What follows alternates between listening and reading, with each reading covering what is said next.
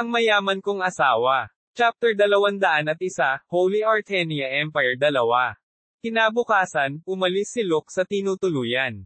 Nagbalat kayo bilang isang pilgrim, gumugol siya ng ilang oras na tumingin sa paligid ng palasyo at sa paligid. Imposibleng makalusot ito ng mag-isa. Gaya ng inaasahan niya, ang mga sundalo at ang mga bantay sa paligid ng palasyo ay marami, at ang mga paladin ay nasa lahat ng dako. Ang paglusot gamit ang dark magic ay maaaring maging kapaki-pakinabang, ngunit sa sandaling gagamitin ito ng isa, maaari silang magkaroon ng kamalayan at ang mga paladins ay sumugod na parang mga bubuyog. Kailangan kong mag-isip ng ibang paraan. Sa sandaling lumabas ang papa sa palasyo, maaari silang magpasya sa ilang mga contact point, ngunit wala silang makita. Gayunpaman, hindi madaling makipag-ugnayan o mang-kidnap sa isang punong-puno ng palasyo o utusan at ma-brainwash ang tao para magamit ni Locke. Dahil sa rebelyon na nangyayari, kumikislap ang mga mata ng mga gwardya. Wala bang magandang paraan para gawin ito? Ilang araw nang nag-iisip ng husto si Locke kung paano ito gagawin. Ipinaalam ni Philip na may isang lalaki na nanggaling sa Mercenaryong Guild. Iyon ang babaeng pari na nakita niya sa Mercenary Guild noong isang araw. Galing sa guild. Oo, hiniling sa akin ni Sir Oldav. Ang nasa katanghaliang gulang na lalaki na itinuturing nilang miyembro ng Mercenaryong Guild ay nakakagulat na mataas ang katayuan. Siya ay isang senior executive ng 3rd rank. Noong araw na iyon, isang empleyado ang hindi pumasok sa trabaho, nag-iiwan ng bakante, kaya kinuha niya ang tungkulin. Gusto mo bang ipakilala tayo sa kliyente? Tanong ni Locke. Ganyan, pero ipapaalam sa iyo ni Sir Oldav ng personal ang mga detalye. Sa pagtatapos ng mga salita ng dalaga, kasama si Philip, pumunta siya sa Mercenary Guild. Hindi na nila kailangang maghintay ng matagal dahil ang pagpupulong ay natukoy na bago mismo. Sa silid, si Oldav na nagtatapos sa mga armas ay sinalubong si Locke pagdating. Maligayang pagdating. Ano kaya ang dahilan kung bakit ako hiniling na pumunta sa guild? Dahil marami akong dahilan, umupo ka muna. Sagot ni Oldav. Bahagyang ngumiti si Oldav na tinuro ang isang upuan at ibinuka ang bibig na nakatingin kay Locke. Gusto mo ba ng tsaa? Ito ay isang pambihirang tsaa na dinala mula sa katimugang kontinente. Hindi ako nag-e-enjoy, ngunit mangyaring pumunta sa paksa. Mukhang naiinip ka. Sabi ni Oldav. Nang napagtanto ni Oldav ang mga salitang ibig sabihin ni Locke, dumiretso sa punto si Oldav. May balak ka bang sumali sa guild natin? Ikinonekta ng Mercenaryong Guild ang mga kliyente sa mga mersenaryo at nangolekta ng mga komisyon, ngunit mayroon silang sariling mga pakikipagsapalaran. Na ang dahilan kung bakit karamihan sa kanila ay may direktang mga mersenaryo, at nagalok na direktang kumalap sa kanila.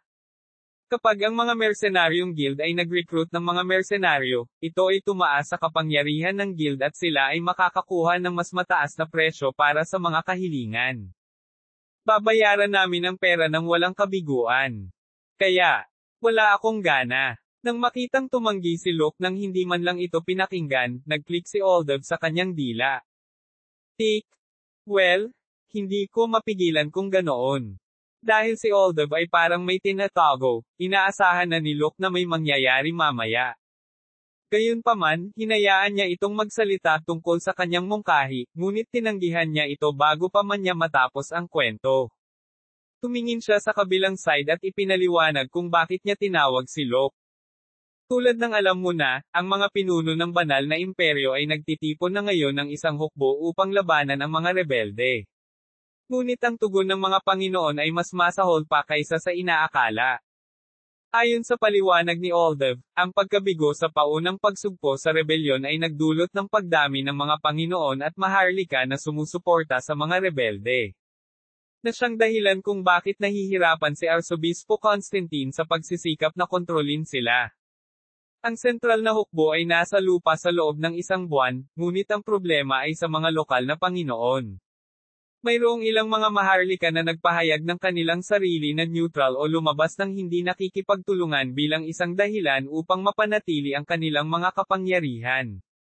Dahil nasa Central ang nasa poder, hindi nagkulang ang isa sa gigant power ng mga riders. Gayunpaman, upang maging matatag at masiguro ang lugar kung saan naganap ang rebelyon, kailangan ng maraming normal na tropa tulad ng mga kabalyero at infantry. Iyon ang dahilan kung bakit siya nagpasya na kumuha ng malaking bilang ng mga mersenaryo at nais na wakasan ang kakulangan na mayroon siya. Si Luke na nakinig sa kwento ay nagpakita ng ilang palatandaan ng pagiging interesado. Ang dahilan kung bakit siya napunta sa banal na imperyo ay upang makilala ang bagong papa. Kung makumpirma na siya nga si Reyna, babawiin niya ito, kung hindi, babalik na lang siya sa kanyang ari-arian at titigil sa paghabol sa kanya. Pumasok siya sa imperyo sa pagbabalat kayo ng isang mersenaryo dahil madaling makalusot, gayunpaman, wala siyang balak na makialam sa kanilang digmaang sibil. Pilit na tinatanggihan ng isip ni Luke ang kahilingan.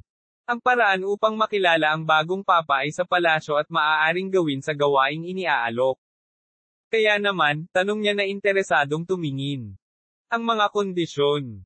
Tingnan natin, 10 ekspertong mersenaryo at ang iyong daily hiring cost ay maaaring malapit sa 1,000 pesos. At kung magtagumpay ka sa misyon, makakakuha ka pa ng 3,000 pesos. Supply o kaakibat. Ang supply ay mangyayari doon tulad ng ibang mersenaryo. At sa tingin ko ay ilalagay ka sa ilalim ng ika-4 na hukbo sa ilalim ng Count Marquez. Ayon kay Oldev, ang 4th Army ay isang reserve kind. Sila ang magiging responsable para punan ang mga puwang at suportahan ang bakante ng mga kaalyado sa rear guard, convoy o sa mga labanan. Matapos marinig ang kaunti pa tungkol sa trabaho, pinadraft sila ni Luke ng kontrata at pinirmahan ito. Habang naglalakad sila palabas ng mercenaryong guild, nagpasya si Philip na tahimik sa buong pulong, na magtanong. Panginoon, plano mo bang sumali sa kanilang digmaang sibil? Oo, baka makita natin ang mukha ng kanilang bagong papa sa ganoong paraan. Ang mga pag-iisip ay tumatakbo sa utak ni Luke. Maaaring lalabas ang bagong papa at pagpalain ang mga rebelde. At kung hindi, kung makakagawa tayo ng isang revolusyonaryong merito sa digmaang ito, maaari tayong tawagin sa palasyo. Kung iyon ang gusto mo, kailangan nating tumakbo ng ligaw, sabi ni Philip. Hindi dahil nagatubili si Philip na sumali sa isang digmaan. Ang pinakakailangan para sa mga recon knight ay ang praktikal na karanasan, kaya naisip niya na ito ay isang magandang pagkakataon. Ito ay isang magandang karanasan upang makita kung paano haharapin ng banal na imperyo ang mga okasyon ng digmaan. Higit pa rito, makikita rin ng isa kung ano ang hitsura ng pagiging kasangkot sa isang digmaang sibil. Luke, kumbinsido na ang digmaang sibil sa Baroque Empire ay hindi masyadong malayo, at nanumpa na matutunan ang lahat ng kanyang makakaya mula sa kasalukuyang sitwasyon. Chapter 202, Holy Artenia Empire 3. Nagsilbi kamakailan si Count Marquez bilang commander ng 4th Squadron ng Anti-Revolutionary Army. Gayunpaman, hindi lang dahil sa kanyang superior na lakas o kakayahan sa pamumuno kaya siya hiniling na pumalit sa tungkulin ng isang commander. Napili siya bilang commander ng 4th Squadron dahil lamang siya sa pinsan ni Arsobispo Constantine. Ang mga pinuno ng militar ay nagreklamo tungkol sa gayong mga aksyon, ngunit sila ay pinatahimik. At dahil doon, kinuha nila ang mga pangunahing tropa ng hukbo at ginawang 4th Squadron sa pamamagitan ng pag-recruit ng mga mersenaryo. Sa palagay ko ay nakarating ka ng maayos. Nang matanggap ang kapa ni Conde Marquez, na bumalik sa palasyo, nanlamig ang alipin. Pulang-pula ang mukha ng Conti sa galit. Hindi agad ito napansin ng katulong. Ting! Pop! Pagpasok sa opisina, sumigaw siya ng malakas, that damned Archduke Gregory. How dare he didn't ignore me because he was the head. Opisyal na nalaman na mayroong 2 sword sage sa kontinente. Ang isa ay si Emperor Rudolph ng Baroque Empire, at ang isa ay si Archduke Saint Albero de Gregory ng Holy Artenia Empire. Siya ang commander ng pinakamakapangyarihang mga kabalyero, na kasalukuyang pinakamalakas na puwersa ng imperyo, ang banal na bantay. Sa pulong na ginanap ng royal leaders, sinigawan niya si Count Marquez. Count Marquez, ano na ang ginagawa mo simula nang mabigyan ka ng titulo? Hindi ka nakasunod sa anumang tropa at kagamitan para sa 4th Army. May balak ka bang sumama sa laban o hindi? Iniulat ng surveillance unit kahapon na nagpunta ka sa isang salon sa oras ng trabaho. Kung mayroon kang oras upang tamaan ang mga hubad na katawan ng mga kababaihan, kung gayon hindi ba dapat mayroon kang sapat na oras upang tumayo ang mga sundalo? Kung kikilos ka sa ganoong kabulok na paraan, ibaba mo ang baton at lumayo ka rito. Mayroon kaming mas mahusay na mga kakampi kaysa sa mga taong walang kakayahan na tulad mo. Pinahiya niya si Count Marquez sa harap ng lahat ng iba pang maharlika sa pulong. Kahit matagal nang natapos ang pulong, naririnig pa rin niya ang boses ni Archduke Gregory sa kanyang tenga at ang imahe ng mga general na pinagtatawanan siya. Alam ni Marquez na kinasusuklaman siya ni Archduke Gregory. Masama ang loob niya na inalok siya ng pwesto sa Revolutionary Army dahil lang sa pinsan siya ni Arsobispo Constantine, ngunit hindi niya akalain na ipapahiya niya ito sa harap ng maraming tao. Duke, kahit anong gawin mo, itataas ko ang pangalan ko sa digmaan at pipikitin ko iyong ilong mo. Ipinangako ni Marquez na pabagsakin si Gregory anuman ang dapat niyang gawin. Noon, nang siya ay nag-iisip, ang kanyang tenyente ay pumasok sa kanyang opisina at nagulat, "Sir, dinala namin ang mga commander ng ika-4 na hukbo." "Malapit na ako." Pinakalma ni Count Marquez ang sarili at pumunta sa conference room na nasa katabing pinto. 100 tao ang nagtipon sa silid. Karamihan sa kanila ay mga kinatawan ng mga lokal na maharlika na sumuporta kay Arsobispo Constantine, o ang mga clerk at mersenaryo na natanggap pagkatapos magbayad ng malaking halaga. First time nilang magkita ng personal si Count Marquez, kaya sinubukan nilang ngumiti. Imposibleng bumuo siya ng merito nang tinalikuran siya ng militar. Si Count Marquez ay isang walang kakayahan na sundalo, ngunit isa pa rin siya sa pinakamayamang tao na nagpopondo kay Arsobispo Constantine. Nag-operate sila ng 12 ng mga sakahan at minahan at kumita ng napakalaking kita bawat taon sa pamamagitan ng kalakalan sa Timog. Siya ay nasaroon ng loob na lumahok sa paghaharap dahil gusto niyang bumuo ng kanyang merito at kumita ng sarili niyang grupo ng mga paksayon. Si Marquez ay may ilang iba pang senior paladin at opisyal na nakikipagkompetensya para sa tungkulin. Determinado si Marquez na sasamantalahin niya ang anumang pagkakataon at maging malapit na miyembro ng paksayon gayon din bilang miyembro ng banal na imperyo, na humalili kay Arsobispo Constantine sa hinaharap. Pupunan kita ng buong buo. Dadalhin kita ng kahit anong kailangan mo, tao man o gigants. Si Marquez ay handang gumastos ng pera. Matatag siyang naniniwala na ang pera ang lahat ng bagay sa mundo, at naisip niya na ang pera ang pinakamakapangyarihang mapagkukunan sa buong mundo. Sa anumang kaso, sa engranding deklarasyon na iyon, ang mga maharlika at mga mersenaryo ay tila nagulat. Talaga? Oo. Kung gusto mo, pwede akong mag-issue ng blank check ngayon. Sa mga salitang iyon, pakiramdam ng lahat ay nasa langit sila. Walang tao na napupuot sa pera. Pagtayo nila sa kanilang mga upuan, sabay-sabay silang nag-cheer kay Marquez. Gagawin namin ang aming makakaya para matulungan ang Count. Chapter 203, Holy Artenia Empire 4. Ang Holy Artenia Imperial General Headquarters na matatagpuan sa hilaga ng Bless. 12 ng mga gigant ay kasalukuyang bumubuo ng isang palabas ng paghaharap sa isang malaking parade ground sa harap ng punong tanggapan.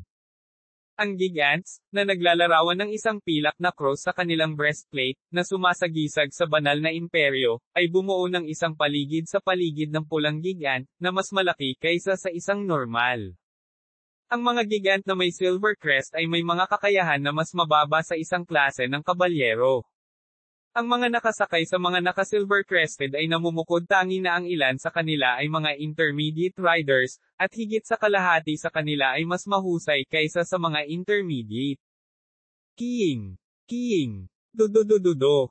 Bilang tugon sa aura ng mga sakay, nagsimulang maglabas ng matinding tunog ang core engine ng gigant na tila sesabog. Ang mabangis at marilag na momentum ng Gigant Legion ay katumbas ng lawak kung saan maaari nitong ibukod ang mga kaaway nito. Ngunit ang pulang gigant, na napapalibutan ng mga pilak at ang mga nakasakay dito, ay hindi nagpakita ng mga palatandaan ng pagkabalisa. Hanggang kailan tayo dapat manood? Guguluhin na kita. Isang malamig na boses ang lumabas mula sa isang pulang gigant. Sa sandaling iyon, mula sa gigants na itinakda para sa pagkubkob, ang Bayani-class gigants na may mga sungay sa kanilang mga ulo at balikat ay lumitaw, na lumikha ng isang marahas na kapaligiran. Lumabas lahat.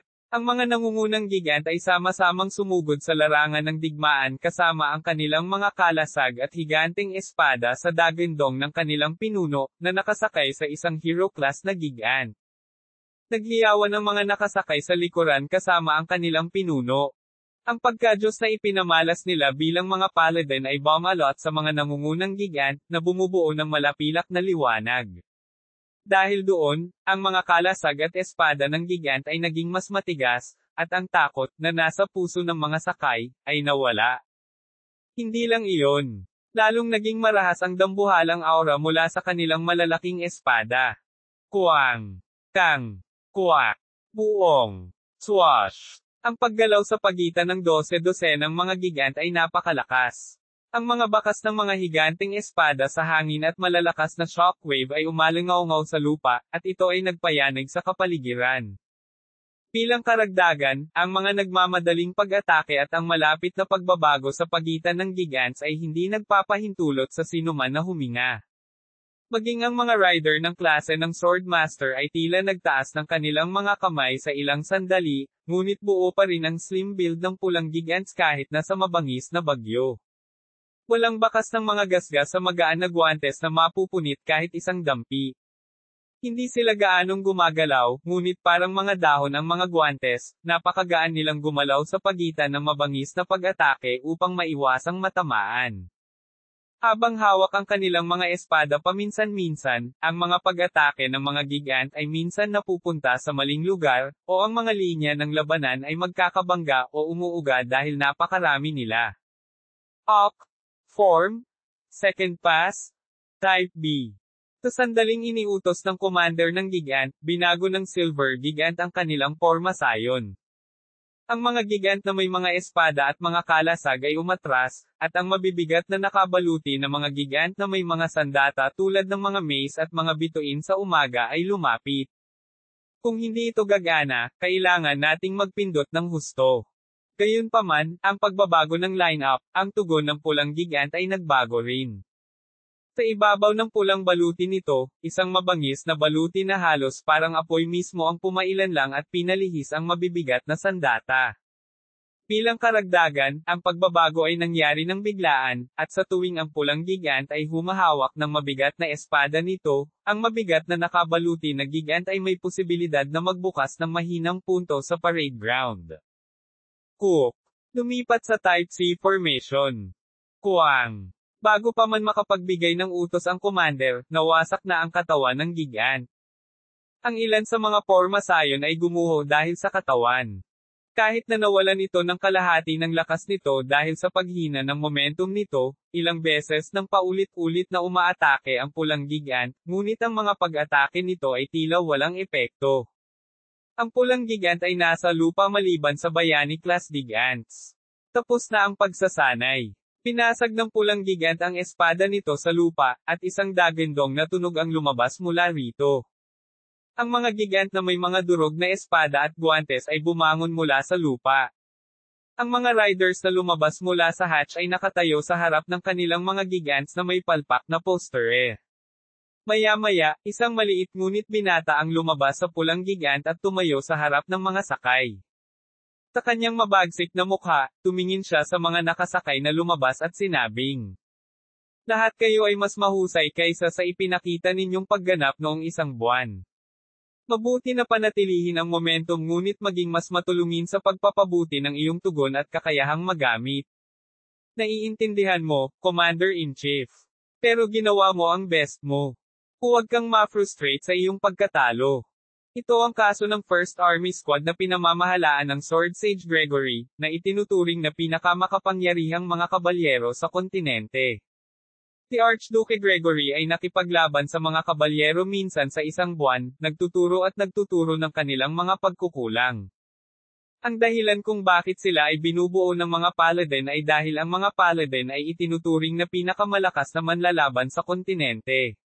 Bukod sa kanilang mahusay na lakas at pananampalataya, ginagabayan din sila ng isang sword sage. Sa madaling salita, naglalaman ito ng 500 miyembro, at ang tenyente ay isang sword master, at lahat sila ay mga disipulo ni Archduke Gregory. Nang ang duke ay nakikipag-usap sa mga kabalyero sa mahabang panahon. Tumakbo sa kanya ang tenyente. Sir, gusto kang makilala ni Marquis Riz. Marquis Riz, bakit bigla na lang siyang humingi ng meeting? Iyon, wala siyang ipinaalam sa atin.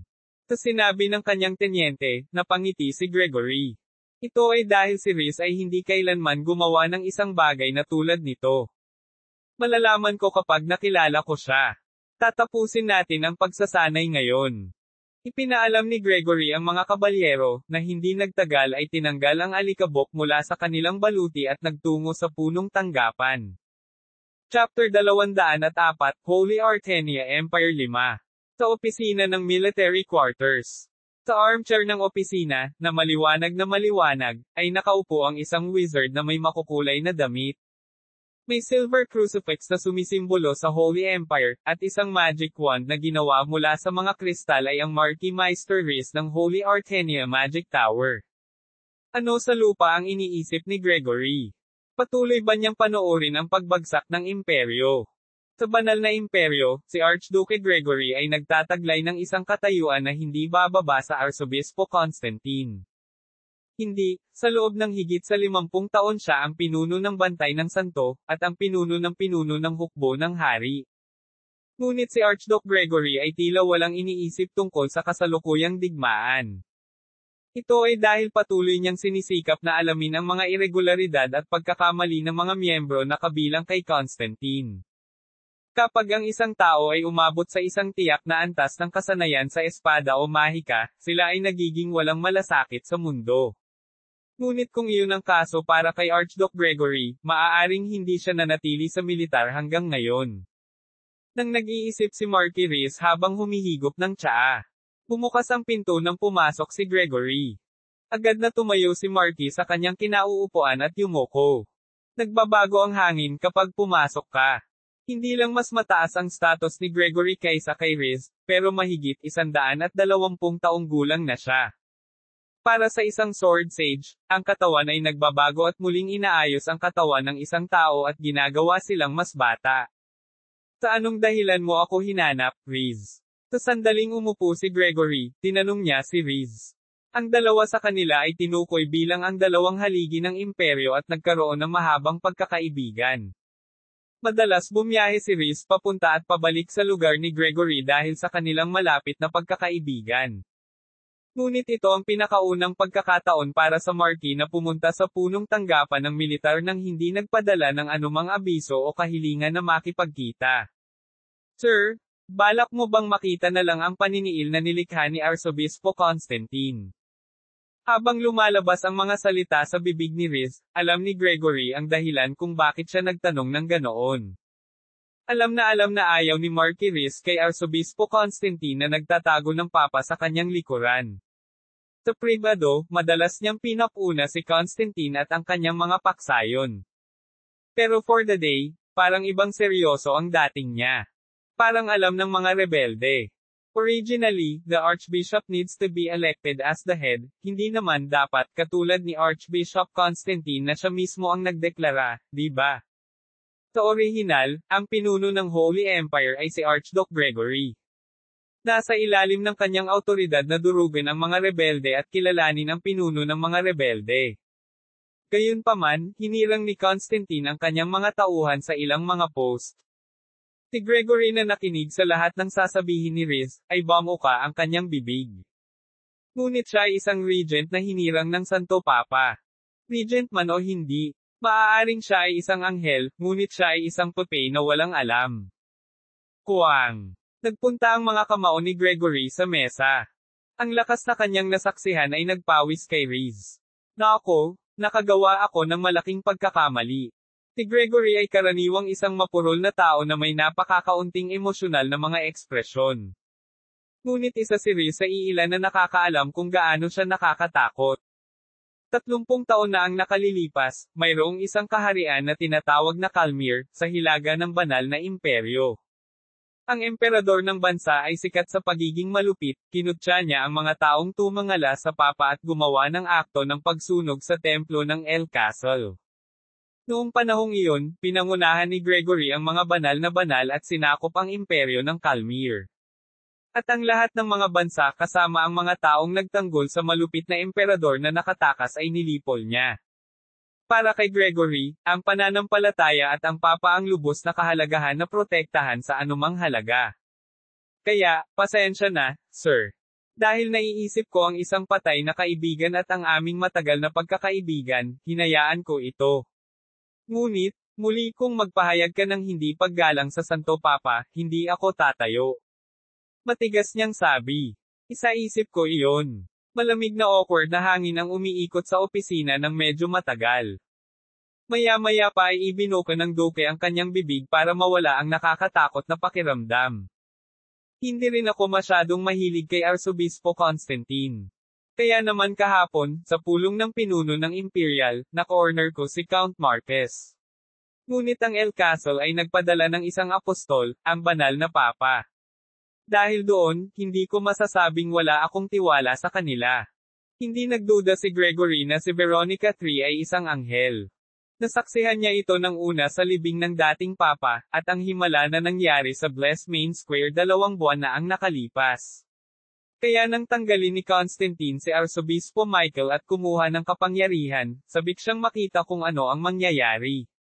Ito ay naging bulok at si Constantine ay naging mas masahol pa kaysa kay Michael. Ngunit kung ang mga bagay ay magpapatuloy ng ganito, ang banal na imperyo ay mahahati sa mga bahagi. Nagprotesta si Riz. Alam ko rin yon. Ngunit sa palagay ko marahil ito ay isang pagsubok na inilagay ng El Castle sa ating imperyo. Kung paano naisip ni Gregory ang sitwasyon sa kamay ay ibang-iba sa Marquis Riz. Kung hindi, ang banal na imperyo, na may ganoong kalaking teritoryo at malaking populasyon ay matagal nang napabayan mismo. Ayon kay Gregory, ang digmaang sibil ay isang pagkakataon para sa banal na imperyo na muling ipanganak bilang isa. Kung malalampasan natin ang pagsubok na ito, maaari tayong muling ipanganak bilang pinakamalakas na imperyo sa kontinente. Pagkatapos ay iniisip ko na maipapalaganap natin ang ebanghelyo ni El Castle sa lahat ng mga kontinente, maging sa mga kontinente sa timog, na daigin ang iba pang mga kaharian at mga denominasyon. Nang makita ang mabangis at matinding pananampalataya sa mga mata ni Gregory, napabuntong hininga si Meister Riz. Ha! Okay. At may isa pa akong sasabihin. Ano yan? Sa tingin ko ang banal na Magic Tower ay sumali sa labanan ng Magic Tower. Kumunat ang noo ni Gregory sa sinabi nito. Sasabihin ko sana na hindi nangyari. Siyempre, wala rin akong balak pumunta. Ngunit ang matatanda ng mga reformador na nakilala ko ilang araw ang nakalipas ay nagbigay ng ilang kamangha-manghang impormasyon. Sinubukan ni Riz na panatilihin siyang interesado. Kamangha-manghang impormasyon. Oo, Arsen? Ang Meister ng Veritas Magic Tower, 500 taon na ang nakaraan ay buhay at iyon din bilang isang leech. Todd. Sa gulat, si Gregory na hindi nagpakita ng kahit anong ekspresyon hanggang noon ay tumalon mula sa upuan. Totoo ba talaga iyon? Noong una, hindi rin ako naniniwala. Ngunit sa pagtingin sa material na ibinigay nila, hindi ko maiwasang maniwala sa kanilang mga salita. Bilang karagdagan sa pagprotekta sa kanilang imperyo at partnership ng denominasyon, ang dalawang lalaki, ang sword at staff na sumasagisag sa Holy Artenia Empire, ay binigyan ng isa pang misyon. Ito ay upang patayin ang masamang warlock. Ito ang dahilan kung bakit naging aktibo ang Holy Empire pagdating kay Devil King Simon, na yumanig sa kontinente 500 taon na ang nakalilipas. Ang kredibilidad ng data. Nag-check ako bago pumunta dito, at parang totoo. May mga alingaw-ngaw na nahawakan ni Arsen ang ipinagbabawal na salamangka sa kanyang mga huling taon, at ang dahilan ng kanyang kamatayan ay palaging hindi malinaw. Sa mga salita ni Riz, isang nakakatakot na seryosong boses ang nagmula kay Gregory. Ang enerhiya ng Sword Sage ay nangingibabaw sa buong silid. Park. Glaring. Basag. Nabasag ang mga tasa ng tsaa at ang mga tukor, nagsimulang pumutok ang mga dingding at sahig ng silid. Nang ang walong bilog na si Archwizard Reese ay nagdurusa sa pressure na iyon, sinubukan ni Gregory na kontrolin ang kanyang emosyon. Yung masamang tao. Ang DA ng mundo sa loob ng 500 taon. Kung alam niya ito noon pa man ay nagyera na agad sila. Ngunit sa kasalukuyan, alam ni Gregory na hindi ito posible. Kung makikipagdigmaan, papunahin ito ng iba at sasabihing isang pagtatangka na palayasin ang digmaang sibil na may maliliit na dahilan, para sa pagtugon sa mga problema ng mga dayuhang bansa kaysa sa mga problema sa tahanan. Una sa lahat, kailangang malaman ng mga bakas ng halimaw na iyon, kailangang ilabas siya sa pagtatago. Kapag nabunyag ang kalaban, gaano man kalakas, walang matatakot, ngunit ang isang nakatago ay mas mapanganib. Hindi nila malalaman kung kailan siya magpapasya na sumalakay. Si Gregory, na nag-isip sandali, ay tumingin kay Riz. Tulungan ng mga reformador sa paglusob sa Veritas Magic Tower at Magic Federation. Suportahan natin sila sa 3rd Squadron. Ang 3rd Squadron ay hindi isang hukbo ng pinakamalakas na lalaki, ngunit ito ay napakalakas na hindi ito nabigo kapag kailangan sila ng imperyo. Sa partikular, sa suporta mula sa mga monghe at mga pari, ang kanilang mga katawan ay napuno ng berdeng ningning, sa mga oras na iyon, lahat sila ay hindi pinansin ang kamatayan at sumugod sa labanan. Sa katunayan, ang ilang mga pag-atake ay hindi kailanman makakarating sa kanilang mga katawan. Kaya lahat sila ay tinawag na immortal. Gusto mo talagang gamitin ang immortal? Tumango si Gregory nang tanungin siya ni Riz na kumpirmahin. Oo, ang mga parusa ay kasangkot dito, gawin silang pumunta sa Santo Papa at tanggapin ang kanilang kahilingan. Nakalulungkot, hindi makagalaw ang 1st at 2nd Squadron, kailangan nilang i-escort ang Pope at ipagtanggol ang Imperial Palace. Kahit noon pa man, palaging mas malakas si Leech, at kailangang pakilusan ang mga puwersa. Siyempre, iyon ang dahilan kung bakit nagpasya si Gregory na gamitin ang 3rd Squadron. Hayaan mo na sila at sabihin sa kanila na huwag mag-iwan ng kahit isang groundstone ng Veritas. Ang bawat isa na tumanggi sa biyaya ng El Castle ay hindi dapat pabayaan. Ang gayong walang pag-iisip na mga nilalang ay hindi kailanman maliligtas. Nang makita ang determinasyon sa mukha ni Gregory, lumiwanag ng husto ang mukha ni Riz. Kabanata 205, Paglipat isa.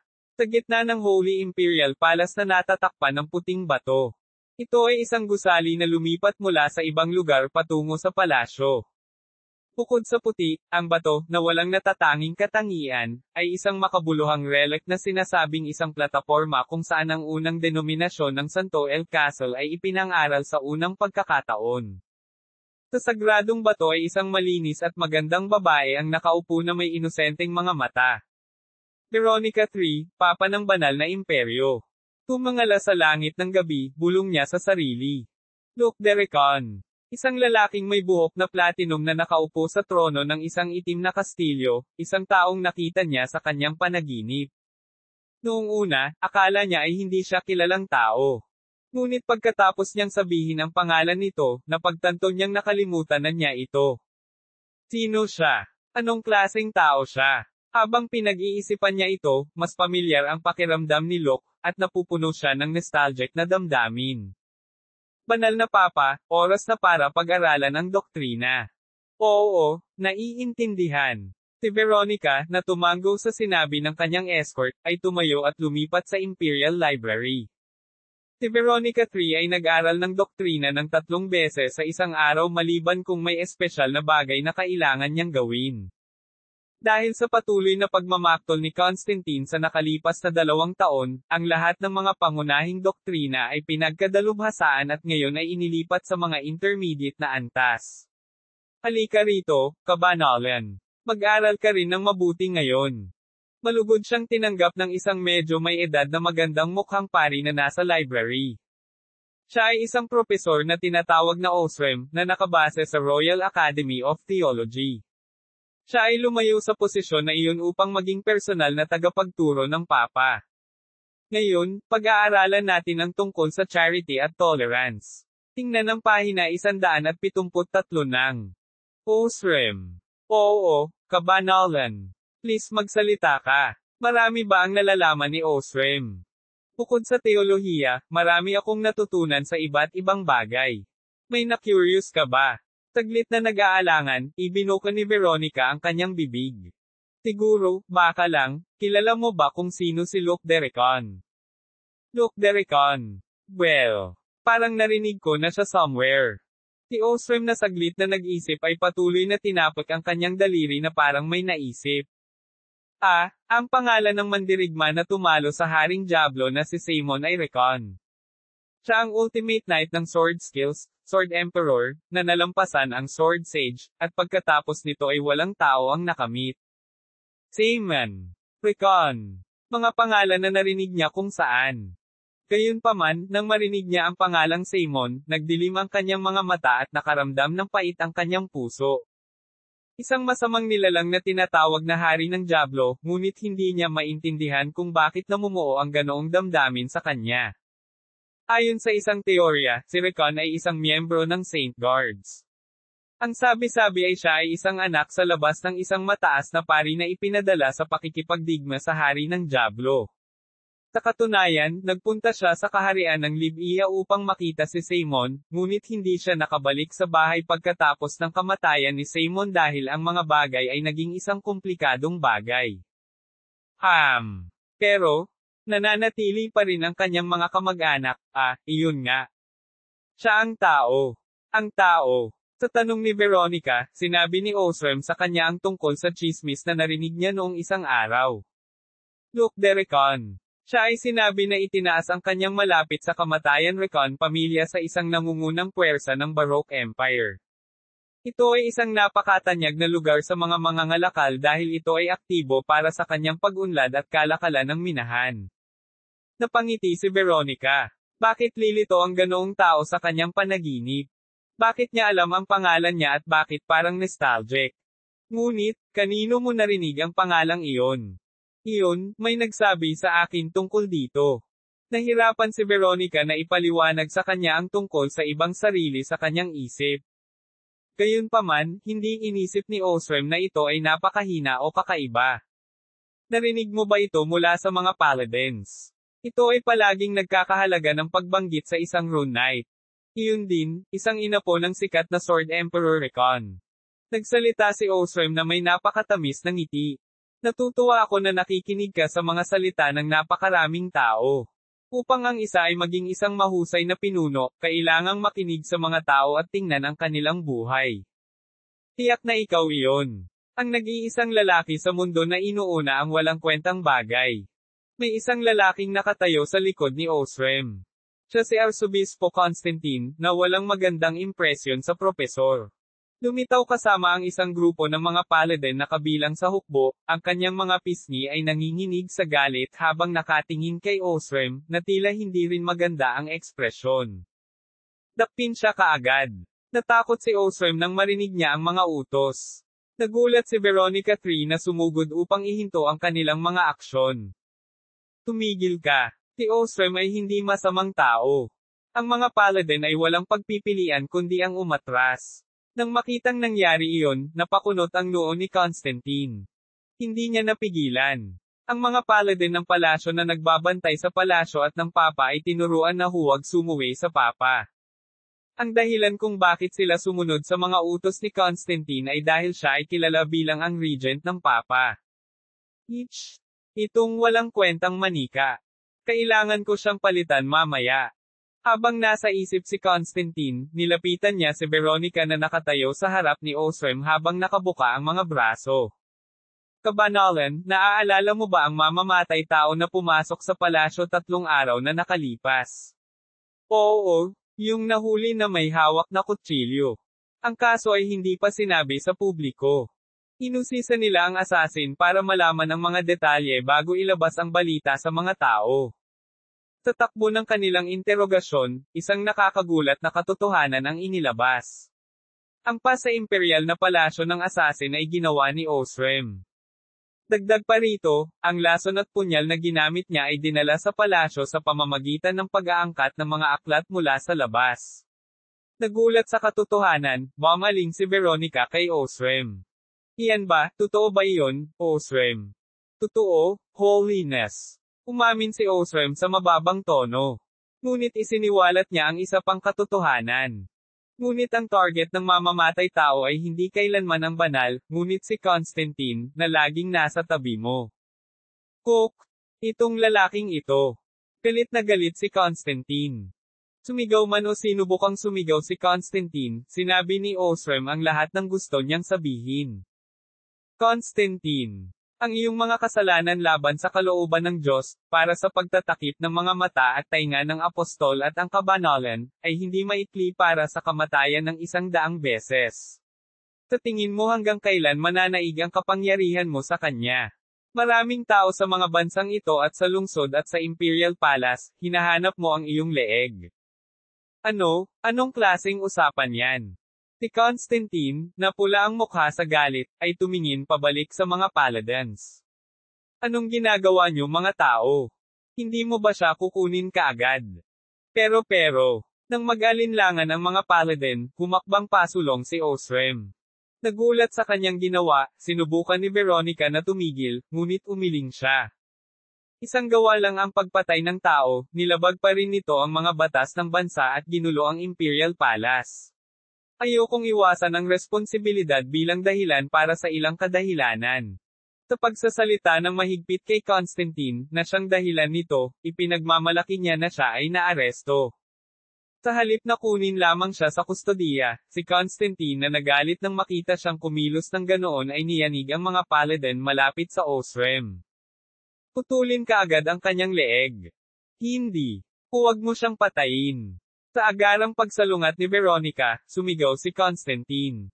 Kabanalan. Ito ay isang gawain na dapat kong asikasuhin. Diba sabi ko sa'yo wag mo siyang patayin? Hindi na muling nakapagsalita si Constantine.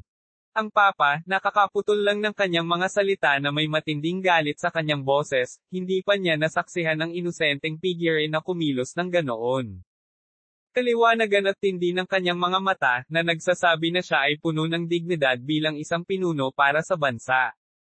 Bakit bigla siyang mag-asal? Ito, damat.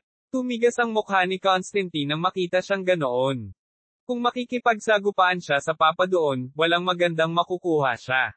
Kung mayroong kahit kaunting katotohanan ang mga sabi-sabi na ang papa ay hindi sumasang-ayon sa kanyang rehente, ang mga hyena ay maghahanap ng posisyong rehente. Naiintindihan. Paparusahan natin siya ng hindi papatayin. Sana mangyari iyon. Sagot ni Veronica. Ang pagsabog na sa wakas ay tumama sa Imperial Library ay humuupa na. Si Veronica 3, na naiwan mag-isa, ay umupo at bumantong hininga. Hindi ko naisip ang tungkol kay Lolo, hindi, ang Regent, hindi kailanman bago. Hindi kaya magagalit si Constantine sa kanya mamaya. Natakot si Veronica na para bang may nagawa siyang mali at hindi siya mapakali. Pero sa kabilang banda, paulit-ulit niyang sinasabi sa kanya. Magaling. Ginawa mo ang dapat gawin. Boses ang nagsalita sa kanya noong isang araw. Medyo gumaan ang pakiramdam ni Veronica dahil doon. At kahit hindi niya namalayan, bumangon ang kaunting kumpiyansa sa kanyang puso. Chapter 206, Moving Out 2. Umaga. Ang mga tuluyan malapit sa mga pintuang bayan ay maingay, ito ay dahil ang mga mersenaryo na nananatili doon ay nagmamadaling sumama sa hukbo. Ang mga gabay mula sa mersenaryong guild ay naghihintay na sa kanilang pagdating. Nandito ba lahat? Oo. Si Philip at ang iba pang Recon Knight ay kinukusot ang kanilang mga mata nang sumagot sila. Marahil, ito ay dahil nasaksihan nila ang aktwal na sitwasyon, ngunit ang lahat ay tila kinakabahan. Gayunpaman, hindi ganoon kalabisan, at hindi sila binigyan ni Philip ng anumang payo sa paghawak ng kanilang tensyon at kaba sa larangan ng digmaan. Malapit na tayong pumasok sa laban. Alam ko ang iyong mga kakayahan, at kung nais mong mabuhay at bumalik sa iyong mga tahanan, huwag kumilos ng walang ingat at magtiwala sa iyong mga kasamahan at sumunod sa mga utos. Naiintindihan mo ba? Itatago namin iyon sa aming isipan. Maya-maya ay lumabas si Locke dala ang kanyang mga kagamitan at baluti para pamunuan sila. Lumabas sa kastilyo ang grupo ni Locke at huminto sa kaparangan sa silangan ng Bless. Mayroon ng 100,000 tropa ang natipon doon. Tinanggap sila ni Bless at ng mga lokal na mercenaryong guild, tulad ni Locke at ng lokal na hukbo mula sa Holy Empire. Ang kanilang kanlungan ay kumalat sa abot tanaw, at ang kahangahangang anyo nito ay namangha sa mga kabalyero ng Recon. Wow! Ilan ang knights doon? Mukhang 100,000, tama. Ang Gigants mismo ay tila nasa 100. Kahit na ang Recon ay umunlad at gumawa ng malaking hakbang, walang sino man ang nakakita ng mga kabalyero na higit sa 100,000. Ganoon din kay Locke. Sa marami sa kanyang mga digmaan, na nasaksihan niya sa kanyang 2 taong paglilingkod sa militar, hindi siya nakakita ng 100,000 tropa kahit na nagdagdag ng mga sundalo mula sa magkabilang panig. Ito ba ang isang empire? Mayroon lamang 2 bansa sa kontinente ng Rhodesia na maaaring magpakilos ng napakaraming tropa para sa isang digmaang sibil at hindi isang todong digmaan sa mga kapitbahay nito. Ang Baroque Empire at ang Holy Artenia Empire. Isa sa kanila ang kaaway ni Locke. Malayo pa ang lalakbayin. Kung ang Baroque Empire ay makapagpapakilos ng ganito kalaking puwersa. Nakaramdam ng pagod ang puso ni Locke. Kinausap ng guide ang mga kabalyero na nag-uusap, huwag kayong magtaka. Nabalitaan ko na ang mga tropa na tumatakbo para sa kabisera ay 150,000. Ano? 150,000? Balak naming asarin ang mga rebelde. Ang mga kabalyero ay nag-click sa kanilang mga dila pagkatapos makinig sa mga gabay. Oras na para sa almusal, at ang puting usok ay tumataas sa lahat ng dako. Ang mga sundalo ay kumakain ng matapang na tinapay na rye na may mainit na sabaw. White tunic outfit na may cross sa mga kadena. Ang gitnang hukbo ng Holy Artenia Empire. Ang mga sundalo, na nakasuot ng tonika na may parehong pangunahing damit ngunit iba't ibang kulay at mga taluktok, ay may iba't ibang teritoryo. Ang kasuotan ng hukbo ng Holy Empire ay hindi nagbago kahit na pagkatapos ng 500 taon. Ito ba ay nakatuon sa kanilang mga tradisyon? Hindi tulad ng mga regular na sundalo, kakaunti ang mga mersenaryo na nakasuot din ng tonika. Karamihan ay nakasuot lamang ng bakal o katad na baluti ng makapal na Amerikana o baluti sa dibdib. Ang mayayamang mersenaryo ay armado ng isang baluti sa dibdib. Gayunpaman, ang mga mersenaryo ay nagsuot ng iba't ibang estilo ng baluti at kasuotan upang sila ay makilala sa isang sulyap. Ano? Mga pari sila. Mukhang napakagaling nila para maging pari. Ang mga kabalyero ay mukhang tuliro sa mga lalaking may pangangatawan na mga kabalyero at nakasuot ng kayumangging mga terno ng pari. Ito ay dahil ang kanilang mga armas ay maces. Sila ay mga monghe, ang pagmamalaki ng ating Holy Artenia Empire. Humingi ng paliwanag ang knight na nakarinig sa guide, monghe. Oo. Ang ilan sa mga monghe sa templo ay nag-aaral ng martial arts at maging mga combat priest. Ang tunay na kapangyarihan ng mga monghe ay hindi ang kanilang puwersang panlaban. Kapag nagbasa sila ng isang banal na panalangin, isang berdeng pelikula ang nabuo sa kanilang katawan, at ang lakas at tibay ng mga kalapit na sundalo, pati na rin ng mga monghe, ay bumuti ng kapansin-pansin. Sa karagdagan, ang kakayahan ng kanilang katawan na makabawi ay tataas din, kaya maaari nilang gamutin ang mga menor de edad na pinsala sa kanilang sarili. Cook, I went through some hard times because of those dumb bastards. Napaungol si Locke nang marinig ang gabay. Sa kanyang mga araw bilang hari ng Diablo na si Simon, ang banal na hukbo ang pinakamahirap na nakipag-ugnayan sa kanya. Nakakadismaya na bumagsak ang pisikal na kapangyarihan ng kanyang hukbo dahil sa makapangyarihang banal na kapangyarihan ng banal na hukbo, ngunit nagawa nilang iwasan ang mga ito at itinaboy ang mga monghe. Bukod dito, walang takot ang mga mangmang na lalaking iyon. Sa halip na mag-atubiling makita ang malaking hukbo ng golems, sumugod sila na may dalang mga patpat at martilyo upang basagin sila. Ginagamit din ng mga monghe ang kanilang mga kamay. Nang tanungin iyon ni Philip habang nakaturo sa isang monghe, agad na sumagot ang gabay. Siguro naglakbay siya sa Southern Continent para matuto ng martial arts doon. Ang Song Empire, kahit na ang mga maharlika doon ay hindi pinapayagang magdala ng mga sandata para mapahusay ang kanilang pisikal na kakayahan at martial skills. Ngunit pagdating sa isang larangan ng digmaan na walang mga kamay, Si Luke, na matagal nang kasama ng mga sundalo, ay nakarating sa kinaroroonan ng 4th Squadron. Doon niya ulit nakilala si Oldov. Si Oldov ay nagtalaga sa kanila ng isang lugar na pagtatayuan ng kanilang mga tolda at dinala si Luke sa kabilang panig. Curious lang ako, pero may gigants ka ba? Mga higanti. Sinabi ni Count Marquez na bibigyan niya ng mas maraming pera ang mga mersenaryo na nagtataglay ng mga gigants. Kung mayroon kang gigants, dalhin mo kaagad. Naisip ni Oldov na si Luke ay isang kabalyero na nakadamit bilang isang mersenaryo.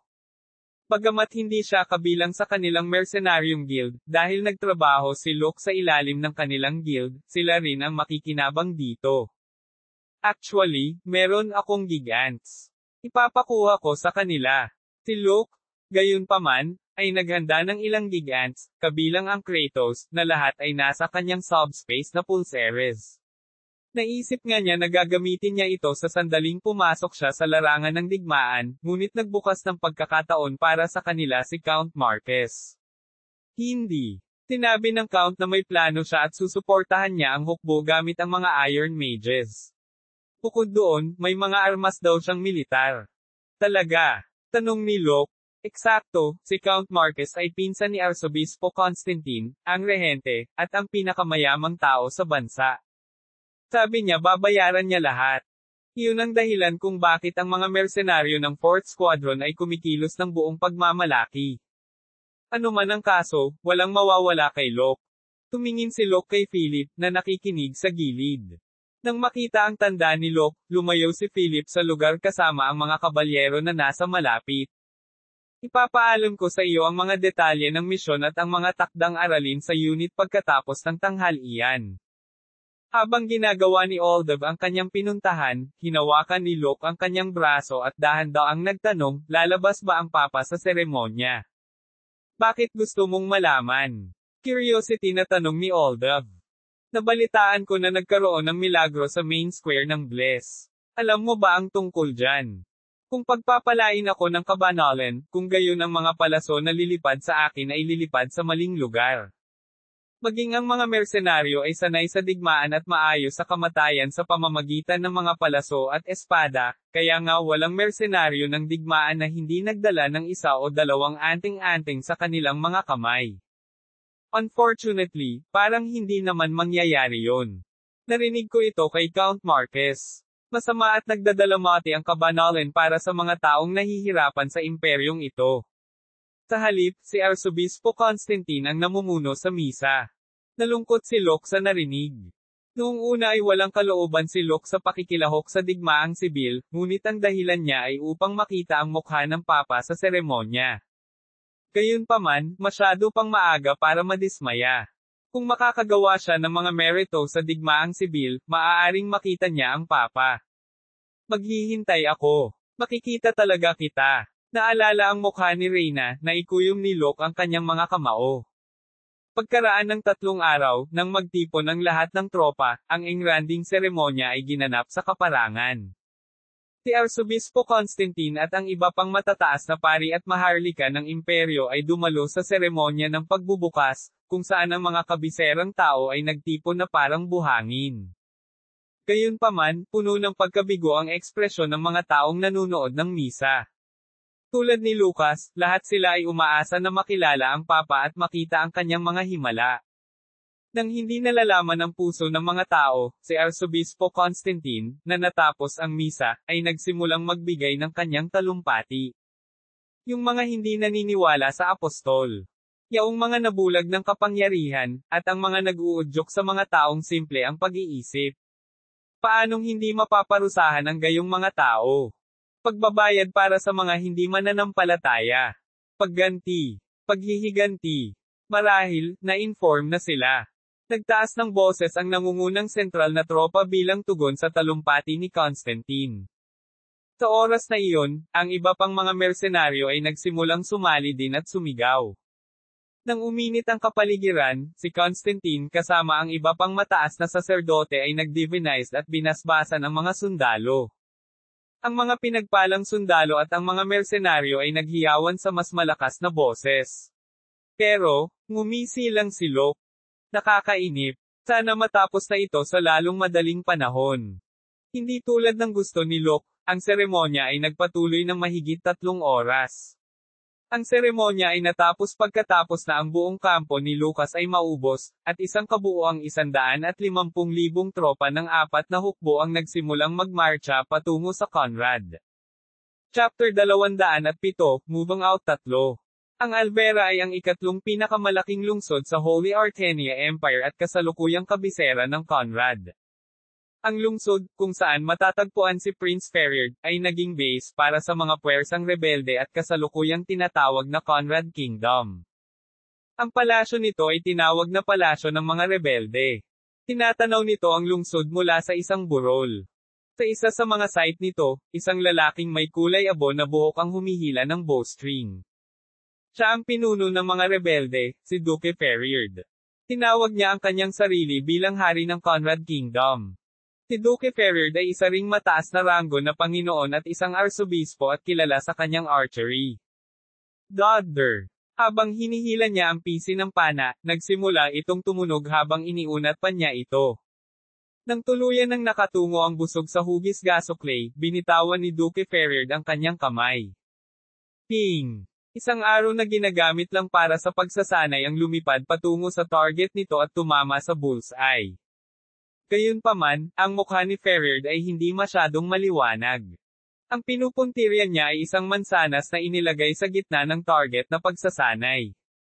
Ito ay hindi isang mahirap na target na tamaan, isinasaalang-alang na ito ay lamang ng 200 hakbang ang layo mula sa kanya.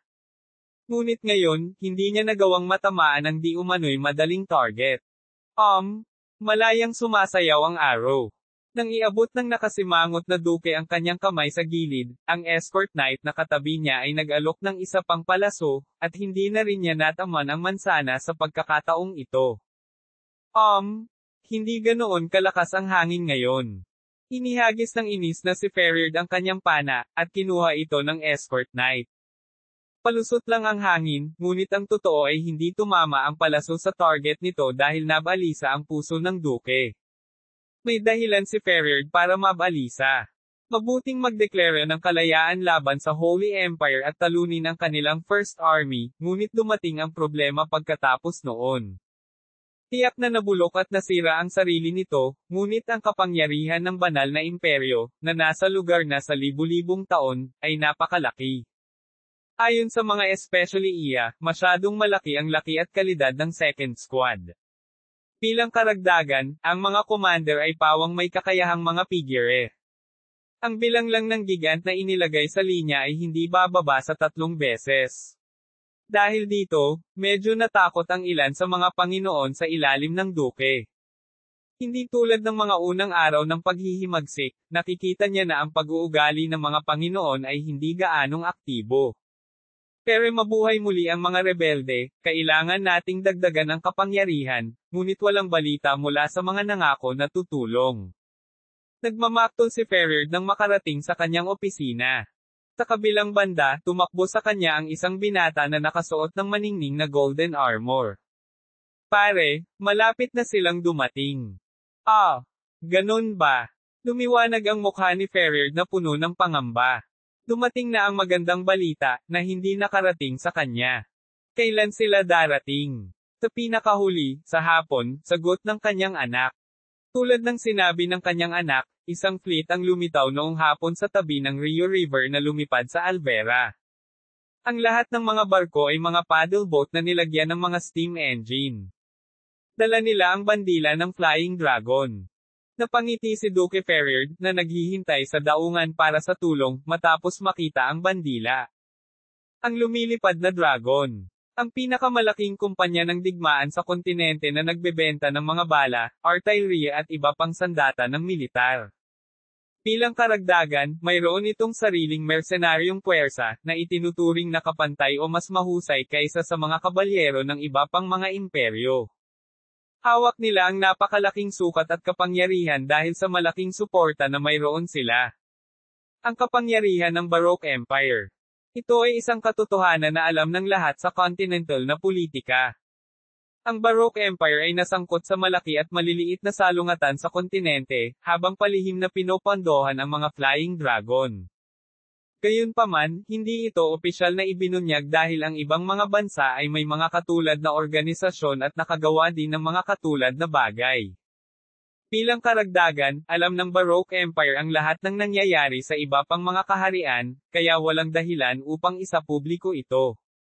At sa kamakailang sitwasyon na nangyayari sa imperyo, muling lumitaw ang mga Flying Dragon, na naging aktibo nitong mga nakaraang taon. At pinili nilang maging kakampi ko. Habang nakangiti si Duke Ferriard, ang fleet ng Flying Dragon ay pumasok sa daungan. Kabilang sa mga ito, isang nasa katanghaliang gulang na malaking balbas na lalaki at isang maitim na buhok na batang babae na may halberd ang tumungo sa pier kasama ang mga mersenaryo na nakasuot ng kulay abong baluti. Halika, Laslay. Sa bati ni Duke Ferriard, yumuko pabalik ang lalaking tinatawag na Laslay. Nagkaroon ka na ba ng kapayapaan, Duke? Hindi, ngayon dapat kang tawagin bilang kanyang kamahalan. Hahaha, may idea ka ba kung gaano ako katagal naghintay sa'yo? Ikinalulungkot ko sa paggawa ng gulo. Ang muling pag-aayos ng mga mersenaryo ay mas matagal kaysa sa inaasahan. Reorganizing. Sa tingin mo ba gagana ito? Siyempre, kamahalan. Bahagyang itinaas ang kanyang mga mata, kumpiyansa na ngumiti si Laslay. Laslay de Voltaire. Ang panganay na anak ni Count Voltaire. Ang kanang kamay ni Emperor Rudolph. Siya ay isang lihim na ahente ng Baroque Imperial Intelligence, pati na rin ang isang residente ng Flying Dragons. Awkward si Laslay pagdating sa paggamit ng kanyang katawan, pero matalas ang mata at may paraan sa mga salita. Siya ang nag-udyok kay Duke Ferriard na magrebelde. Sa madaling salita, ang paghihimagsik ni Conrad ay talagang gawa ni Laslay. Ang lalaking ito sa tabi ko ay ang aming bagong mersenaryong kapitan. Ako si Sancho. Sa pagpapakilala ni Laslay, inabot ng bandido na parang higanti ang kamay na may halong mukha.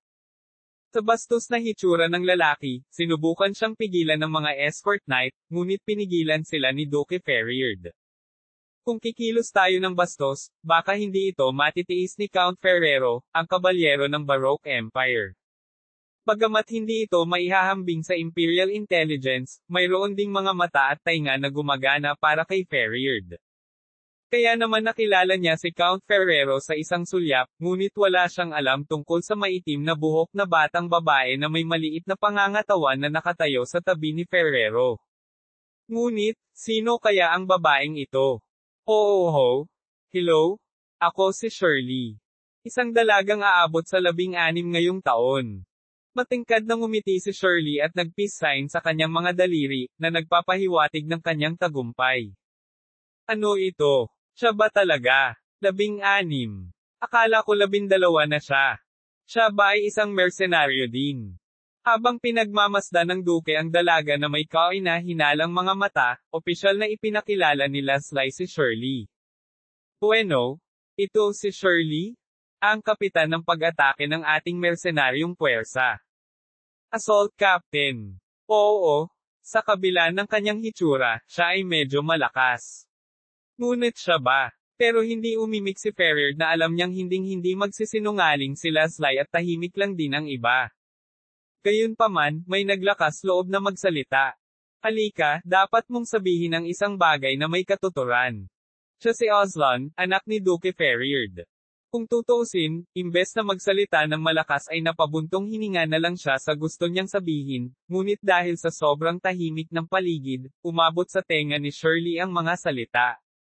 Tumagilid ang ulo ni Shirley at lumapit kay Aslan. Bakit sa tingin mo hindi ito makatuwiran? Yan. Kunin mo ito. Biglang inabot ni Shirley ang isang halberd kay Aslan. Si Aslan, na gustong patunayan ang kanyang mali, ay kinuha ito at nabigla. Wow! Panginoon! Ano ito? Bakit ang bigat nito? Parang may nakalagay na gigan sa kamay niya.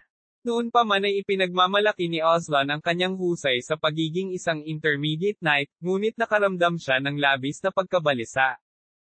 Sinusubukan niyang igalaw ang kanyang mga kalamnan, at sinubukang tumulong ng mga kabalyero sa paligid niya, ngunit hindi man lang natinag ang halberd. Ito ay ginawa mula sa adamant at gigantium. Ito ay nahati at nag-drill ng maayos, ngunit ito ay talagang mabigat. Tinampot ni Shirley ang halberd na dumudurog kay Aslan. Itinaas niya ito sa kanyang ulo na para bang naglilipat lang siya ng toothpick. Namutla ang kutis ni Aslan. Tiyus ko, ang adamant at gigantium ay mabibigat na metal. Sa totoo lang, pangunahing ginagamit ang mga ito sa paggawa ng mga gigant na frame at guantes. Ito ay isang halwang metal, ngunit para sa isang tao na dalhin ito bilang isang sandata ay hindi narinig. Ang mas nakakagulat, ang may hawak nito ay isang 16 anyos na babae na mukhang 12 anyos. Bata pa siya, pero magaling si Shirley sa ginagawa niya. Ang kanyang gigant maneuvering ay medyo mahusay din. Sa sinabi ni Leslie, tahimik na tumango si Duke Ferriard. Si Leslie, na dumulas bilang tugon sa kanilang mga reaksyon, ay itinuro ang mga barkong papasok sa daungan. Sa tingin ko mas magiging interesado ka sa mga bagay doon kaysa dito.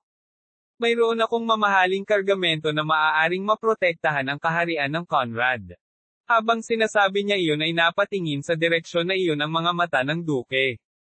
Gusto mo ba silang makita? Malinaw naman. Habang tumatango siya, si Ferriard at ang kanyang anak na si Aslan kasama ang kanilang mga escort ay pumunta sa daungan. Kabanata 208, mga mersenaryo ng Red Wolf isa. Mag-ingat ka. Dahan-dahan lang. Kaunti na lang sa side na ito, okay. Ilagay mo dito. Inilagay ng Flying Dragons Transport Fleet ang mga kargamento na dumating. Ang mga gamit ng militar kabilang ang mga sandata at baluti, artillery at mga sibat ay lahat ay ibinaba sa tulong ng isang crane. Kabilang sa mga iyon ay isang kargamento na bumababa na may pinakamahigpit na pag-iimpake. Ang kargamento, na inalis sa mga piraso at binalot ng tel ang canvas ay dinala sa isang bodega at muling pinagsama ng mga field masters at iron mages na nagtatrabaho ng Flying Dragons. Ito ay isang Knight-class gigant, Hector. Ito ba ang bagong gigant na ginawa ng Magic Tower ng Baroque Imperial? Sa pagpapakilala ng gigant ni Leslie, naisip ni Duke Ferriard ang kanyang sarili. Tulad ng alam na niya, si Hector ay may maximum na output na 23,000 fights. Bilang karagdagan, ang bagong composite material na Mado, na inilagay sa frame ay hindi lamang matibay ngunit mas nababanat. Bilang karagdagan, ang sandata ay ginawa ng isang bagong gigantium na halwang metal, na mas payat at mas matibay kaysa dati. Ngunit, kapag iniisip ko ito, mukhang halos kapareho ito ng Centurion na ginawa 15 taon na ang nakaraan ng Artenia Royal Magic Tower. Habang itinuro ito ni Aslan, tumango si Leslie at ipinaliwanag ang buong bagay. Ang mga ipinadala lamang sa kaharian ng Conrad ay sadyang ginawang parang mga Centurion. Kung lalabas na ikaw ay sinusuportahan ng isang partikular na bansa, magiging mahirap para sa amin at sa iyong kamahalan. Talaga. Idineklara ni Duke Ferriard ang rebelyon at kalayaan sa ngalan ng anti-korupsyon laban kay Constantine. Ngunit ano ang mangyayari kung ito ay magiging isang lantarang kasinungalingan at sinusuportahan ng Baroque Empire? Magdudulot iyon ng pagbagsak ng kalooban sa mga taong nasa lupa, at syempre, masisisi siya sa pagiging mandirigma ng Baroque. Sa tingin ko, magandang baguhin ang estilo ng pagpipinta na ginagamit ng Conrad Kingdom. Syempre, ang parehong napupunta para sa mga kulay ng mga armas masyadong. Sa tingin ko, mas mainam na ilagay ang uniforme ng militar ni Conrad sa mga mersenaryo at sakay ng Flying Dragons, paano iyon tunog? Sabi ni Leslie. Mabuti naman. Nangangako kami na tretuhin ka ng pantay at kapantay ng aming mga kabalyero. Maganda ang usapan ni Leslie at Ferriard. Si Shirley ay humihikab habang nagsisimulang magsawa sa kanilang usapan, at bigla, tumingin siya sa kisame at inihagis ang halberd. Kuwang! Ang bubong ay nabuta sa tunog ng mana na sumasabog. Ang mga piraso ng kahoy at tile at mga labi ay bumuhos na parang ulan. Nagulat sa biglaang sitwasyon, pinalibutan ni Aslan kasama ang mga kabalyero ang kanyang ama. Anong ginagawa mo? Habang sinisigawan siya ni Aslan, nagkibit balikat si Shirley. May daga sa kisame. Daga. Si Aslan na hindi maintindihan ang kanyang mga kilos, ay agad na naunawaan ang ibig niyang sabihin at nag-utos sa mga kabalyero. Sa ngayon, maghanap sa bawat sulok. Pulihin ang lahat ng mga mukhang kainahinala. Oo, prinsipe. Mabilis na nagkalat ang mga kabalyero kung saan-saan. Wow! Ito pala, sa isang mahalagang lugar ay may nunal na umaaligid. Lumapit si Sancho, o Count Ferrero kay Laslay, na nag-iisip sa sarili. Sa tingin mo saan siya nanggaling? Tanong ni Sancho. Well, malamang galing kay Bless. Baka malayo pa sa Hilaga. Alam ba natin kung sino ang huhulihin? Well, malalaman natin soon enough. Magaling manghuli ng daga si Shirley. Bumaling ang mga mata ni Ferrero sa kinaroroonan ni Shirley. Pero wala si Shirley sa lugar kung saan siya kanina. Marahil, sumama siya sa mga kabalyero na nagkalat upang hanapin ang nanghihimasok. Iba sa Intelligent Department. Si Shirley, na kilala bilang bagong Masterclass Knight ng Empire, ay galing talaga sa intelligence. Si Count Ferrero, na masama ang pakiramdam, ay nanalangin para sa daga na magiging miserable kapag nahuli. Kung hindi si Bless, kung gayon ito ay isang paborebleng sitwasyon para sa daga, ngunit kahit saan maliban doon at hindi pa kakawala ni Shirley. Anong nangyari, pare? Hindi mo kailangang malaman, ibunyag ang iyong pagkakakilanlan. Sa sandaling nahulog ang mga order mula sa Aslan, kinuha ang mga paghahanap sa buong lugar. Isang nakahod na manggagawa, ang nakasaksi sa eksenang naganap na nakatayo sa likuran nila. May bitbit siyang isang bag ng harina sa kanyang mga balikat at hindi niya napigilan ang kanyang puso na lumalakas ang kabog. Shit! Nagawa ba nilang makadetect ng mataas na Dark Elf Warrior? Siya si Hyren, isang ahente ng Volga Intelligence. Si Hyren ay inutusan ng mataas na commander at kinailangang pasukin si Alvera. Pagkatapos ay binantayan niya ang mga rebelde. Naiulat na ang Baroque Empire ay iniulat na kasangkot sa digmaan ng banal na imperyo. Ang Holy Artenia Empire ay nagkaroon din ng masasamang relasyon sa Volga Republic ngunit mas mahusay ang pakikitungo kaysa sa Baroque Empire. Dagdag pa rito, kung hamina ang banal na imperyo na parang hadlang upang pigilin ang imperyong Baroque, kung gayon ang Volga Republic ay kailangang harapin din ang mga negatibong epekto. Kaya, ang Republika ng Volga ay walang ginawa sa mga tao ng banal na imperyo. Gayunpaman, kinumpirma ng infiltration na namagitan ang Baroque, kaya kinailangan nilang gumawa ng mga kinakailangang hakbang upang pigilan ang pagtindi ng digmaang sibil. Kailangan ko nang makaalis dito. Si Hyren, na lumingalinga sa paligid ay nagsimulang gumalaw ngunit maya-maya ay napahinto. Isang batang babae na may hawak na halberd ang nakatayo sa harapan niya. Tumigas ang kutis ni Hyren, sinimulan niyang tingnan ang buong bodega. Hello? Tito Daga. Mukhang abala ka sa pagpunta sa kung saan. Damat, sa tingin ko ngayon ay isang malas na araw. Ang batang babae, si Shirley, ay nagpatuloy sa pagsasalita sa malamig na boses, na ikinagulat ni Hyren. Ang kakaibang pakiramdam na ito ay hindi katulad ng isang tao. Ikaw ba ay isang Dark Elf? Isang nunal mula sa Volga Republic? Naiintindihan ko na ngayon. Siguradong mahusay ang isang ito, ngunit pinaghalong tao at engkanto, kaya naman naunawaan niya ang aking bakas. Hindi lahat ng mga diwata ay nasa gilid ng Volga. Mayroong ilang mga diwata na naalipin ng mga tao, at ang ilan ay naasimilasyon tulad ni Shirley. Ang babaeng nasa harap niya ay may halong lahi na may mga duwende, dahil sa kakayahan nitong humawak ng heavyweight na halberd sa kanyang maliit na katawan. Namatay ang aking kapatid sa kamay ng Duke Dmitri ng Volga. Hinamak ako ng kapatid ko at ang nanay ko, pero kailangan ko pa ring makaganti. Kaya kailangan kong kainin ang mga bumagsak sa kapatid ko. Kunin mo na ito. Hindi pinayagan ang sasabihin, pinunit ni Hyren ang bag na dala at inilabas ang punyal. Ang harina na nasa bag ay lumipad kung saan-saan at lumabo ang paningin ng lahat. Kung may paghihiganti ka, puntahan mo ng personal si Dmitri, anak. Cool. Hindi ko magagawa iyon. Sa isang mahirap na sitwasyon kung saan hindi maimulat ang kanilang mga mata, ibinaba ni Shirley ang kanyang halberd. Kuwang. Habang bumagsak ang pag-atake, isang malakas na aura ang sumama dito at isang mahabang malalim na toddling ang nalikha sa lupa. Si Hyren, na umiwas sa pag-atake sa pamamagitan lamang ng isang dulo ng buhok, ay tumalon at tumakbo muli. Hulihin mo siya. Lumabas na ang kainahinala. Bigla ang kaguluhan na nagsimulang mangyari, ang mga kabalyero at mga sundalo ay sumugod sa lugar na parang mga bubuyog. Mabilis na nakatakas si Hyren mula sa kanilang mga papasok na atake at tumalon sa ilog. Splash! Hulihin mo siya. Huwag mo siyang palabasin. Ang mga kawal na sumunod sa kanya ay nagsimulang magpakawalan ng kanilang mga palaso. Ngunit hindi umahan si Hyren. 12-12 ng mga araw lamang ang tumama sa ibabaw ng tubig. Kabanata 200, mga mersenaryo ng Red Wolf 2. Makinis ang maagang pagsulong ng revolusyonaryong hukbo.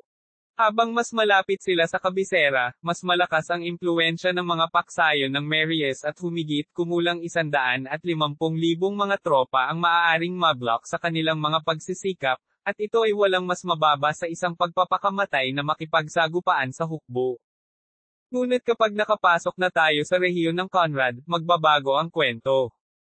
May dahilan si Locke para paniwalaan iyon.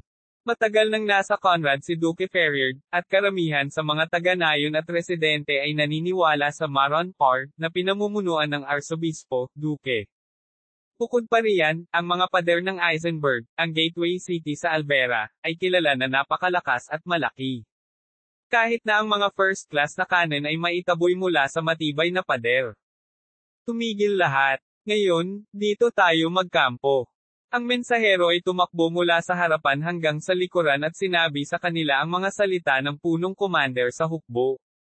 Ang 4th Squadron ay nanirahan at itinayo ang kanilang kampo. Hapunan sa gabi, tumaas ang puting usok sa lahat ng dako. Mukhang madali lang. Speaking of dinner, nagsalita ang mga subordinate knights. Humigit kumulang 10 araw na sila sa marcha at hindi pa nakikita ang kalaban. Natatakot ba sila sa pag-iisip na darating ang napakalaking hukbo sa kanila anumang araw? Nakikinig sa kanilang mga salita, umiling si Locke at sinabi. Hindi yun mangyayari. Marahil ay makikita ang kalaban kung patuloy tayong magmarcha sa daan bukas, lampas sa mga hangganan ng teritoryo ng Conrad. Mangyayari kaya iyon. Kaya, huwag uminom hanggang hiting gabi. Sa utos ni Locke, mukhang dismayado ang mga kabalyero. Isang grupo ng mga mersenaryo ang lumitaw at nakipag-usap sa kanila. Oiko, ang nahulog na maharlika. Nag-dinner ka. Ngunit, sapat na ba ang pagkain ng lugaw at tinapay para bigyan ka ng lakas? Tama. Kung ako yun, huhuli ako ng kahit kabayo at lulutuin ko. Panipi. Cool. Sila ay kabilang sa mga mersenaryo ng bawang, na medyo mahusay sa imperyo ng Holy Artenia. Karamihan sa kanila ay mga nomad mula sa Hilagang Parang, na ang bilang ay umabot sa humigit kumulang 500 at isang malaking mersenaryong grupo na may humigit kumulang 30 ekspertong klaseng mersenaryo. Gayunpaman, hindi tulad ng ibang mga mersenaryo, hindi sila nakatanggap ng anumang espesyal na pagtrato dahil wala silang gigant sa kanila. Ngunit nakakita sila ng isang mersenaryo kasama ang mga gigants. Maliit din iyon at parang hindi ganoon kagaling, at parang may gusto sila sa mga kababayan. Matapos marinig ang mga alingaw-ngaw, alam nilang siya ay isang nahulog na maharlika na gumagala sa kanilang lupain. Siyempre, ang mga mersenaryo ng bawang ay gaaman sa mga higanti. Hoy, hindi mo kailangang kumain na parang pulubi, ibenta mo ang iyong mga gigants. Isang makukulit na mersenaryo na may maliit na kulugo sa kanyang noo ang nagsalita, humakbang pasulong. Ang kanyang pangalan ay Gavel, ang kapitan ng mersenaryong bawang. Nakakainis ang ilang araw, kaya humingi siya ng tulong kay Oldev na isang eksperto. May dahilan kung bakit nanatili siyang mersenaryo sa kabila ng kanyang natatanging kakayahan. Dahil siya ay isang nomad, wala siyang natutunan kundi ang humawak ng espada. At hinding-hindi niya maaaring ipagkanulo ang katapatan na kanyang isinumpa para sa pera. Sa anumang kaso, nagsimula siyang humakot sa mga lalaki na tila katulad niya at lumikha ng isang mersenaryong grupo. Tingnan mo dito, hindi mo ba naririnig ang sinasabi ko? Maganda ang presyong ginagawa ko. Ayoko. Sagot ni Locke. Oo. Magsalita ng magagandang salita kapag ang isa ay nagsasalita ng mabuti. Gusto ko kung may sinabi kang mabuti. Nang mariing bumawi si Locke, tahimik na nagbitiw si Gavel. Ngunit sa ilang sandali, nagsimula siyang magtanong muli. Tingnan mo kung paano niya ako tinititigan. Sino sa tingin mo ang tinitingnan mo? Ibaba mo ang iyong mga mata. Walang intensyon si Gavel na bayaran ang gig ants. Ang gig ant ay hindi isang bagay na mahahanap kahit saan, at gusto niyang gamitin ang magagandang bagay. Iyon ang dahilan kung bakit siya ay nag-udyok sa Red Wolf Mercenary na sinusubukang lumikha ng isang salungatan. Kung ang ibang tao ay bumunot muna ng kanyang espada, pagkatapos ay kailangan niyang magbayad ng angkop na halaga para sa pagkilos na iyon. At magrereklamo si Gavel sa commander ng 4th Squadron at hihingi ng gigant sa halip na pera bilang kabayaran. Dahil siya ay isang nahulog na maharlika, magkakaroon siya ng ilang malakas na pagmamataas at aalisin ang espada. Sa oras na iyon, hihingi siya ng isang gigant bilang kabayaran. Iyon ang buong plano niya. Captain, pasensya na po, ang mga lalaki nila ay. Nang mapansin ni Philip ang masamang panlilinlang ni Gavel, sinubukan niyang bigyan ng babala si Lucas.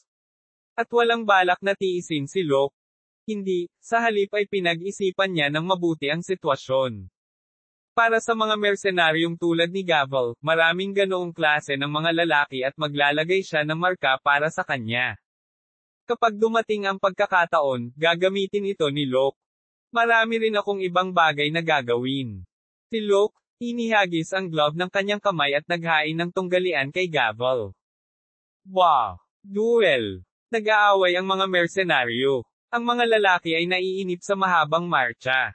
Sa pagkalat ng balita tungkol sa tunggalian, ang mga sundalo para sa 4th Squadron ay dumagsa na parang mga langgam. Maging ang commander, si Count Marquez ay pumunta doon. Ano ba ang nangyayari?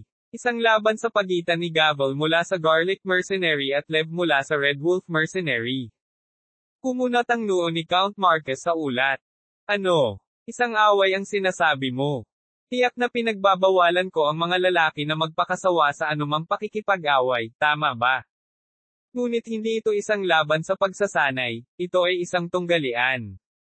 Duel. Hindi ba tapos ang tunggalian sa mga maharlika o kabalyero? Narinig ko na si Lev ay isang nahulog na maharlika.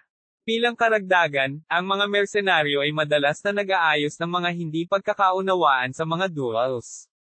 Ang pagkakaiba lang ay kailangang magbayad ng malaking gantimpala ang natalo. Talaga. Naintriga sa kwento ng tenyente, nagpasya rin si Marquez na tingnan. Kabanata 210, mga mersenaryo ng Red Wolf 3. Habang pinagmamasdan ng lahat ang dalawa sa paglikha ng yugto ng kanilang labanan, si Locke at Gavel ay nakatayong magkaharap sa isang bukas na lugar na may lapad na halos 50 metro. Cook. Hindi ko alam kung gaano kaitikot ang mundo. Hindi ka muna makakabangon dahil sa mahinang kasanayan, ani Gavel. Kahit nalaman mo na, sinubukan mo pa rin akong susulin. Hindi pa huli ang lahat. Paano kung ibigay mo na lang ang gigant sa pamamagitan ng pag-atres? Bibigyan kita ng pasado. Hindi ko alam ang tungkol sa iyong kakayahan sa espada, ngunit tiyak na taglay ng iyong bibig ang titulong dalubhasa. Cook. Itong batang ito. Huwag kang umiyak pagkatapos kitang sirain, bata. Galit na sabi ni Gavel. Sa katunayan, naisip ni Gavel na si Philip ang makakasama niya at hindi si Locke. Ito ay dahil nakaramdam siya ng maraming enerhiya mula kay Philip. Ngunit pagkatapos, isang batang asul ang mata, na maaaring nasa edad 20, bilang kapitan ng mersenaryo, ang humingi ng tunggalian.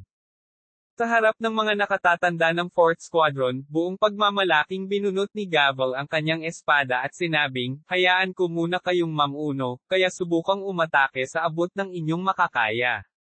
Pakak! Sa sinabi ni Gavel, napaatras ang kanyang katawan kasabay ng tunog ng pagkabasag. Kuwak! Si Gavel, na lumipad pabalik ng humigit kumulang 10 metro sa ibabaw ng lupa, ay nanginginig habang bumangon. Hindi siya makapaniwala sa nangyari, tumingin siya kay Locke. Kapitan, sa itaas. Mula sa kanyang likuran ay may sumigaw mula sa kanyang mga nasasakupan. Natarante si Gavel at inikot ang ulo para tignan. Tumalon si Locke at inilabas ang kanyang espada sa ere. Pop!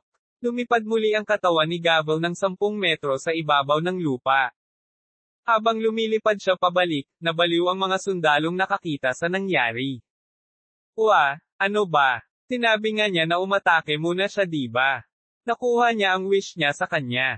Grabe ang itsura ni Gavel kumpara kay Locke na parang multo. Sinubukan niyang sumuko, ngunit napakabilis ni Locke na hindi niya magawa. Mula sa sandaling iyon, ito ay isang panig na pambubugbog. Pop, pop, pop kick. Cheat, she asterisk T. Lahat kayo. Iligtas ang kapitan. Sigaw ng vice captain ng Garlic Mercenaries nang makita niyang duguan ang katawan ni Gavel. Nang matapos ang tunggalian, tila kitang-kita ang kinabukasan ng mga Garlic Mercenaries. Sino ba naman ang handang magpagamot sa mga mersenaryo na nadurog at napahiya ng tinaguri ang pinuno ng mga mersenaryo? Hindi ba papansinin na lang sila ng lahat? Sa pinakamasamang sitwasyon, ang kanilang kahilingan para sa mas mataas na sahod ay tatanggihan. Kung mangyayari iyon, kailangan nilang durugan ang batang may pananagutan dito. Wow! Iligtas ang aming kapitan. Hulihin ang batang iyon at patayin. Sa pangunguna sa isang grupo ng 30 eksperto, ang Garlic Mercenaries ay sumigaw sa kanilang mga baga at pumasok sa bakanting lote. Matapos makita si Philip at ang iba pang Recon Knights ay sumugod. Kung natalo ka, matuto kang umamin ng pagkatalo. Yung mga bastos, bumagsak na patay. Sa napakaikling sandali, sumiklab ang labanan sa pagitan ng dalawang grupo. 4 na sundalong militar ang nagtangkang sumugod, ngunit itinaas ni Count Marquez ang kanyang kamay at pinigilan silang mamagitan. Ginoo, kung hahayaan natin sila, kung gayon. Tingnan natin kung ano ang mangyayari, sabi ni Marquez. Nagpatuloy ang laban sa interes ng pinunong commander.